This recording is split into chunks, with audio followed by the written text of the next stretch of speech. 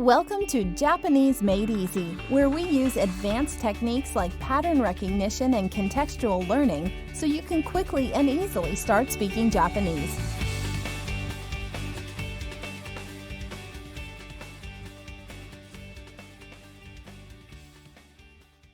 Hi, Greg here. Welcome to Japanese Made Easy, Episode 6. Keep in mind that these lessons are cumulative and everything needs to be mastered up to this point, so please be sure to start at Lesson 1. In the last episode, we learned to say where we are going. In this episode, we'll focus on asking a variety of related questions. First, let's learn our first question word. Please repeat. どこどこ Searching and searching, you say, I can't find my keys. Doko, did I put them? Just as I got home, my roommate was getting ready to leave. I'm heading out, he said. Wanna come? I replied, well, it depends. Doko, are you going? I asked. So in English, we'd say where. In Japanese, どこ here's a trick most polyglots and memory experts use, and it really does help when dealing with a lot of new vocabulary. When possible, I like to make what I call a power phrase to help with recall in case I get stuck. Basically, a power phrase is a mnemonic device that contains the pronunciation and meaning of the word. This one is taken directly from the Japanese Mastery Method course. The power phrase for doko I like to use is, where are you going? Don't go. Of course, don't go isn't exactly どこ but it's close enough to remind you if necessary. So just remember, where are you going? Don't go. From don't go, we get どこ So let's get a feel for how it's used. Keiko can't find the TV remote, so she asks her husband, リモコンどこ リモコン sounds like a short version of remote control to me. リモコン Try asking somebody where the remote is. リモコンどこ Try asking a family member where the sandwiches are. サンドイッチどこ Try asking your roommate where Kenji is. ケンジどこ So those are really casual short sentences with particles dropped. We'll come back to these types of questions in a bit. We haven't officially covered the no particle, but I'm guessing you're familiar with it as it's generally taught early on in Japanese studies. Just in case, though, let's run through some examples really quick. I'll just use the pattern and then you take over. Tom grabbed lunch at the convenience store for a bunch of friends that were over. As he hands people their food, he says who they're for. He sets a sandwich in front of Jill, saying, ジルのサンドイッチ as he sets a hot dog in front of Kevin, he says, ケビンのホットドッグ as he sets a piece of pizza in front of Ron, he says, ロンのピザ Bill just wanted coffee, so as Tom sets the coffee in front of Bill, what would he say? ビルのコーヒー So this usage of no is used for possession or ownership, as in Jill's sandwich, Jill no sandwich. The thing is, though, there are a variety of different uses of the no particle that have nothing to do with possession, and we'll get into a new one later in this lesson. Before we do that, though, let's pick up a usage of the wa particle. Just as we're doing with ga and ni and no, we're going to learn little bite-sized, easy-to-digest usages of particles as we go. Then we'll master the ability to use it when speaking, and only then do we want to add a new and different usage. So follow along. Recalling our where's the remote question, リモコンどこ again, this is very casual and very short, so the particle is dropped in natural speech. If the particle hadn't been dropped, though, grammatically speaking, we would have this. リモコンはどこ We then heard サンドイッチどこ Grammatically speaking, though, with the particle in place, サンドイッチはどこ then we heard the short and casual, ケンジどこ and what would it be if we weren't dropping the particle? ケンジはどこ So far, so good. And do we care that wa is a topic marker? Or wait, is it the subject marker? Or wait, is Kenji an object? And so we want to use a marker on him? No, no, and no. It doesn't help when you're in the middle of a fast conversation. Forget that stuff. Here's the huge grammatical takeaway you need to remember. Are you ready? If you're asking where something is, use the wa particle and doko together. It's just that simple. Not dropping the particle just for practice, ask, where's the remote? リモコンはどこ Why did we use wa and not some other particle? Because when we're asking where something is, we use something wa doko. Speaking of your family pet you haven't seen in a while, ask, where's the cat? 猫はどこ Really, you would probably use the cat's name, so let's ask, where's Momo? ももちゃんはどこ Search Google for Momo in Japanese, and I'm sure some pictures will come up. Not of the cat, but the fruit. Notice the use of chan, which is an attachment for names used for female friends, pets, kids, etc. Really quick quiz, 2 questions. What particle and what question word do we use when asking where something or someone is? Wa and doko. We will talk about the SLT for this usage of wa, but for now just keep your focus on the idea that asking where something is a something wa doko pattern. Okay, so with that, let's get into the polite version of the question. This is another thing that is pretty much picked up on day 1 of Japanese studies, so we won't spend too much time on it. What's important is to be skilled enough in Japanese to be able to switch between polite and casual without too much thinking about it. So with that in mind, Chuck just came to Japan and needs to buy some small appliances for his apartment. He asks an employee where various things are. First, he wants one of these. コーヒーメーカーコーヒーメーカ He can't find them, so he engages an employee, saying, ーすみませんすみません and then, コーヒーメーカーはどこですか the employee leads the way, and Chuck is all set.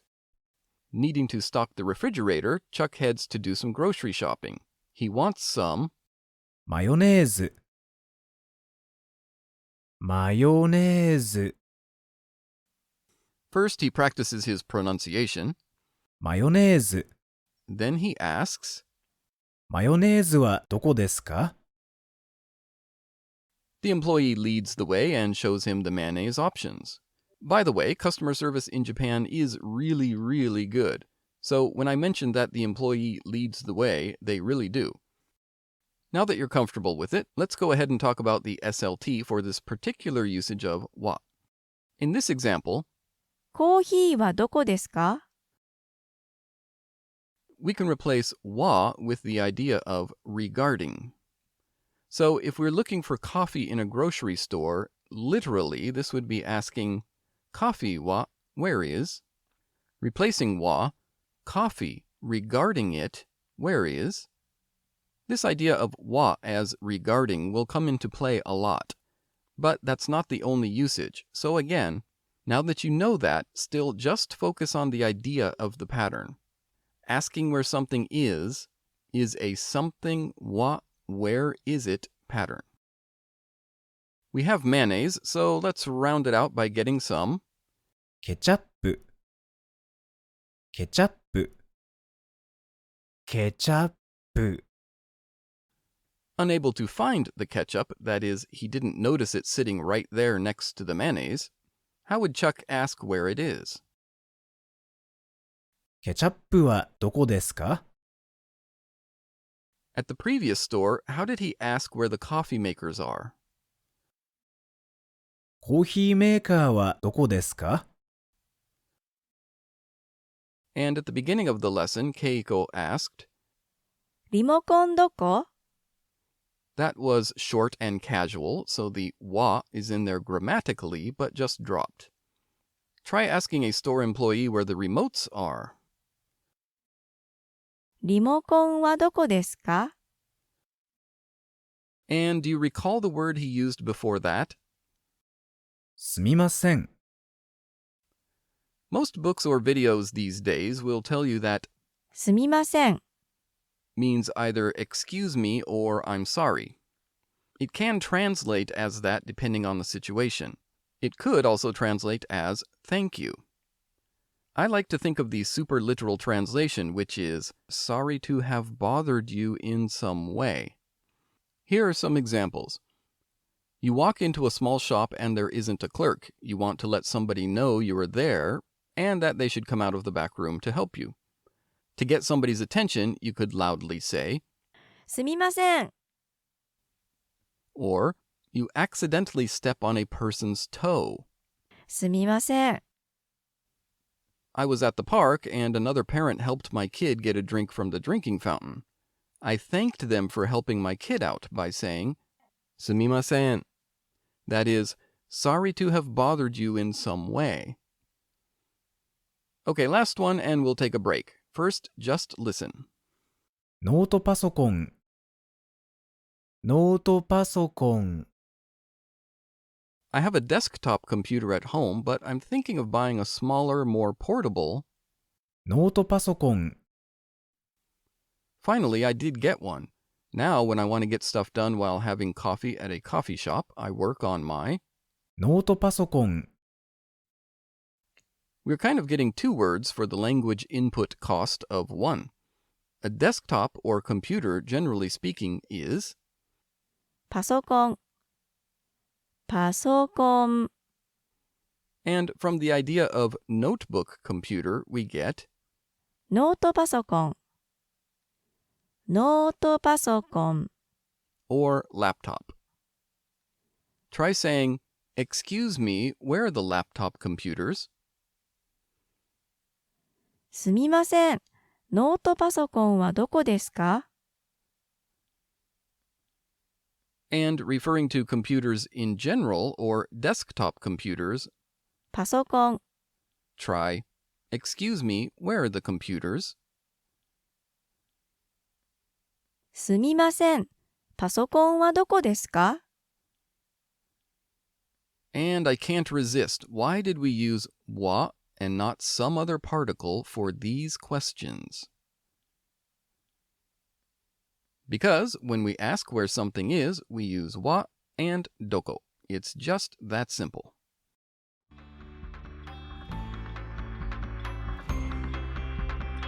And now here's your tip of the day from Japanese Made Easy.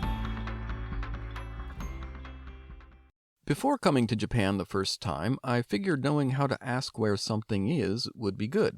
So I memorized how to ask, where's the train station? Then I added words such as entrance and exit. That was my first construction. A week before going to Japan, I remember walking around my apartment practicing asking where things are. Basically just talking out loud to myself. Where's the train station? Where's the exit? Where's the entrance? And I knew the word for spinach. I started adding words I didn't know in Japanese to the construction. Chair wa doko desu ka? Refrigerator wa doko desu ka? Toenail clippers wa doko desu ka? So me and a few other Americans get to Japan for the job we had, and a few days into training we had some time off, so we went to a nearby botanical garden. Later, we decided to leave but weren't sure which direction the exit was, as the place was kind of like a maze. I thought, this is my chance. I got this. So I walked up to a Japanese person and asked, where's the exit? Deguchi wa doko desu ka? And they started giving directions. I didn't understand, and ultimately they ended up pointing us in the right direction. But it was a great feeling. I had communicated successfully. So, what's the language learning point here? Practice grammatically correct constructions and just get good at substituting vocabulary where it fits. It was that type of practice before I went to Japan that enabled me to ask where the exit was correctly and with confidence. And if need be, I could always ask where the spinach was too. Okay, imagine you're walking and looking at your phone and you accidentally bump someone's arm. No big deal, but best to say something. What might you say? すみません。 If you end up holding the door for someone who has kids or is carrying a bunch of stuff or giving up your seat on the train for somebody, how might they thank you for the little bit of perceived trouble they may have caused you? すみません。 And yes, there are other ways to say thank you, but I just wanted to give you the inside scoop and SLT for this one. I want to add another usage of the no particle. This is completely unrelated to the previous idea of belonging to or ownership. Kenji tells his girlfriend that he'll handle finding a place to eat for dinner. She's waiting and ready to go, so he searches on his phone and finds a good place. Okay, I've decided. His girlfriend asks, どこ行く? So let that simmer for a second and listen to this one. Kenji's headed out the door and his girlfriend is on the couch in her pajamas with a really bad cold. As Kenji heads out the door, she asks, どこ行くの? Let's do one more set. We'll stick with Kenji being the one to do things so it doesn't get confusing. This time, pay attention to the answers to get a feel for the difference between just どこ行く? and. どこ行くの? Kenji has been looking for places they can go on the weekend. He tells his girlfriend that he's found a good place. She asks him, どこ行く? The answer is along the lines of, we're going to go to some hot springs in Osaka. Compared to, Kenji is headed out the door and his girlfriend just got out of the shower. Her hair is dripping wet. Clearly, she is not about to go anywhere. She asks, どこ行くの? He responds, ビルとバーガーキングに行くよ。 literally, Bill, then the particle to, then Burger King ni, the target location of, 行く or go. ビルとバーガーキングに行くよ。 We'll talk about this slightly different usage of to in just a bit. So to recap, when we heard どこ行く? the situations were that both Kenji and his girlfriend were going to go to a place. And so the translation would be, where are we going to go? When we heard どこ行くの? the first time, Kenji's girlfriend was sick and on the couch, not going anywhere. The second time, just out of the shower, hair still wet, clearly not going with him. So she's asking, where are you going? Or, where are you going to go? I'll come back to why these are translated differently in just a minute. Like, yo, no in this situation acts as a sentence-ending particle. In this case, a common way of asking questions in Japanese, and the feeling is that the listener is being asked for some sort of response or explanation of their actions versus pure small talk, like asking a checkout person at the grocery store in Western countries, "How are you?" We don't really expect or care about an answer, it's just small talk. To keep the idea clear, let's call this asking for some degree of clarification with the casual question ending no. I mention clarifying because these questions will often carry the nuance of the speaker wanting some degree of clarification. It can be anywhere from just a normal question to wanting some clarification all the way to an accusation. It really just depends on the context of the situation and how the question is asked. That sounds confusing, but I'll give an example in English so you get the feel. The question is, you ate the last cookie? It could be, I was wondering who it was that ate it, and not a big deal. You ate the last cookie, no? Yeah, I didn't think anybody else would want one. Or maybe the person just got done saying how they were being really strict about their diet, so I ask, you ate the last cookie, no? A little surprising, inviting some clarification on why this is. I know I was just saying all of that, but I was really hungry. Or I had a note on that cookie.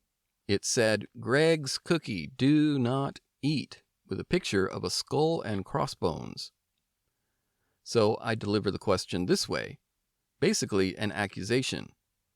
OMG, you ate the last cookie, no? Don't worry too much about that, as it is nuance, you'll get used to it.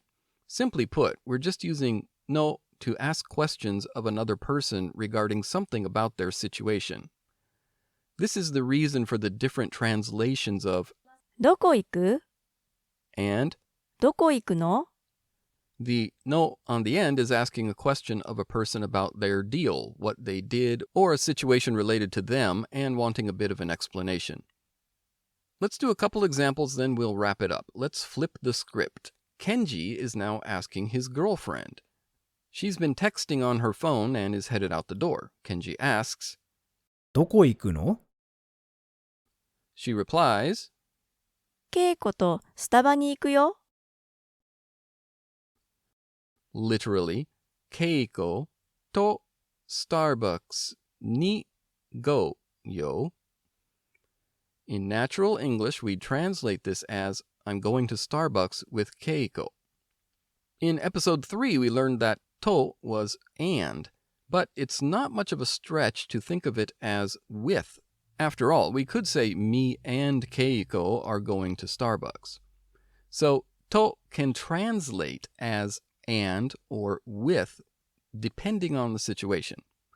One more time, Kenji asked, どこ行くの and the reply was, 稽古とスタバに行くよ the next day, Kenji and his girlfriend are at the mall and she says she wants to have McDonald's for lunch. Kenji remembers a Burger King in the mall, but not McDonald's. He wants to clarify, so asks, マックあるの a McDonald's exists? There's a McDonald's? She replies, うん、あるよ literally, yeah, exists, or yeah, there is one. So those are a few examples of using no to make questions in casual speech. We'll get into the polite version in the next episode. For now, see if you can say the following. First, try saying, I'm going to Mr. Donuts with Keiko. The word order will be Keiko with Mr. Donuts, target location of go. Give that a try. 稽古とミスドに行く As a person heads out the door, ask, where are you going? どこ行くの You can put ni in there if you want to, but in such a short, casual sentence, it's more natural to drop it. Try this one. Where are we going to go? Or where do you want to go, but implying that we are going together. どこ行く A friend says they're going to Tokyo. 東京に行く That's new, interesting, surprising, or you're just curious to know more about it. So how would you ask, you're going to Tokyo? 東京に行くの And finally, how would you translate this reply? うん、ケンジと Literally, yeah, Kenji with. Naturally, yeah, with Kenji. All right, great job with all of that. I've got some pretty big news to announce. In addition to the main Japanese Mastery Method course, we also have a new course available called Fluency in Casual Japanese. The Fluency course is basically just as the title says, a lot of construction practice and speaking exercises, and all in casual Japanese. It's essentially designed to develop your speaking speed along with your ability to say longer sentences and expand what you're able to talk about. That course is live and ready at the main Japanese Mastery Method site. I've also started working on the wa-ga masterclass. Those two particles are such a headache for students that they really deserve an entire mini course. Anyway, sorry for the bit of promotion there, but the Fluency in Casual Japanese course is really good and it will help you improve. As usual, I've made an extra practice version of today's lesson. You can grab that over at JapaneseMadeEasy.com. See you in the next episode. This has been another episode of Japanese Made Easy. For additional practice audios and downloads, visit JapaneseMadeEasy.com.